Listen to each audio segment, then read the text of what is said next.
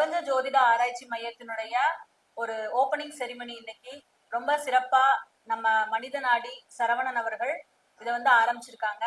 சிறப்பா இன்னும் இந்த பிரபஞ்ச ஜோதிட நிலையம் இன்னும் பல்வேறு கிளைகளோட பல்கி பெருகணும் அப்படின்னு சொல்லிட்டு நான் வணங்கக்கூடிய முருகப்பெருமானை வணங்கி ஒரு வாழ்த்துறேன்.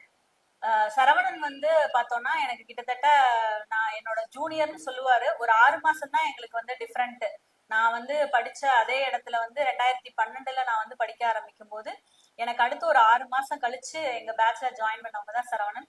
ஸோ அவர் பார்க்கும்போது இப்ப ரொம்ப சிறப்பா ரொம்ப ஒரு கிட்டத்தட்ட ஒரு 13 வருடங்களாக இந்த ஜோதிட துறையில இருக்காரு. நிறைய மாணவர்களை உருவாக்கக்கூடிய பணியை அவர் பண்ணியிருக்காரு. நாங்கெல்லாம் கூட ஜோதிடம் பார்த்துட்டு அதோட அப்படியே நிறுத்திட்டோம்.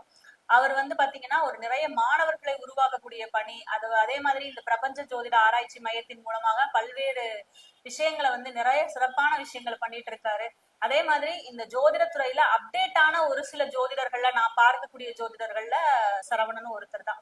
ஏன்னா இப்ப கூட ரீசெண்டா நாங்க அந்த மீட்டிங் போயிருக்கும் போது இந்த ஆரா ஸ்கேனர் அப்புறம் அதை வச்சு நம்மளுடைய அதாவது நம்ம உடம்புல இருக்கக்கூடிய நாடிகள் எப்படி செயல்படுது, அதோட பஞ்சபூத தன்மை எப்படி செயல்படுது, இந்த மாதிரி விஷயங்கள் எல்லாம் எல்லாருக்கும் அதை எக்ஸ்பிளைன் பண்ணிட்டு இருந்தாரு. ஸோ அப்ப அதுக்குண்டான கிளாஸ கத்துட்டு வந்திருந்தாரு. இந்த மாதிரி அப்டேட் ஆகும் போது மட்டும்தான் வெகுஜனத்தோட நம்மளால அதாவது ஜோதிடர்களால ஒரு புரிந்துணர்வோட செயல்பட முடியும். நிறைய ஜோதிடர்கள் காணாம போற விஷயமே இது மட்டும்தான்.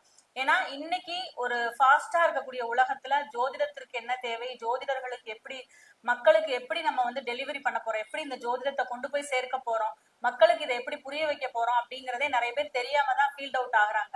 ஆனா சரவணனை பொறுத்தளவு என்னைக்கு படிக்க ஆரம்பிச்சாரோ இன்னைக்கு வரைக்கும் அந்த ஜோதிடத்திற்கு தன்னாலான நிறைய விஷயங்களை பொறுமையா பண்ணிட்டு இருக்கிறாரு. எப்பயுமே ஒரு சிரிச்ச முகத்தோட எல்லாரையுமே ஒரு சரிசமமா சிறப்பா கொண்டு போற ஒரு நல்ல பண்புகள் சரவணன்ட்ட இருக்கு. இந்த பிரபஞ்ச ஜோதிட ஆராய்ச்சி மையம் நான் சொன்ன மாதிரி இன்னும் நிறைய பல விஷயங்களை புதிய விஷயங்களை நிறைய கொண்டு வரணும்.